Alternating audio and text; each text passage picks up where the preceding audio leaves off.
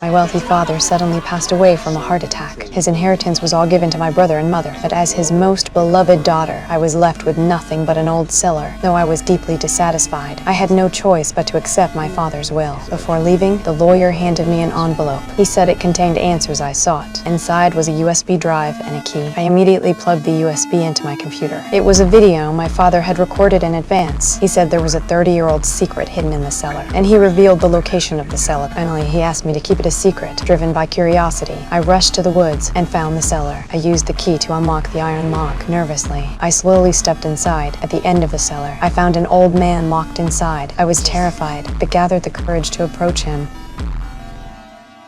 Suddenly, he scared me half to death. I quickly ran out. I couldn't understand why an old man was locked in the cellar. At first, I thought about calling the police, but remembering my father's request to keep it a secret, I chose to hide this from others. That night, I went back to the cellar, determined to learn who this old man was. When I entered the room, the old man recognized me immediately. He knew everything about me. I was shocked. I asked him who he was, but he refused to answer. Instead, he asked for food. I reluctantly agreed and brought him some. After he ate, he finally told me the secret. He was my father's friend. One night, 30 years ago, he and my father were drunk and driving. They accidentally hit a pedestrian. When they checked, the person was still breathing. The old man wanted to call the police, but my father stopped him. He said if called, they both go to jail. So, they decided to put the man in the trunk of the car and buried him deep in the mountains. What the old man didn't expect was that my father, to keep him silent, hit him over the head and knocked him out cold. Then, he locked him in the cellar, where he's been imprisoned for 30 years.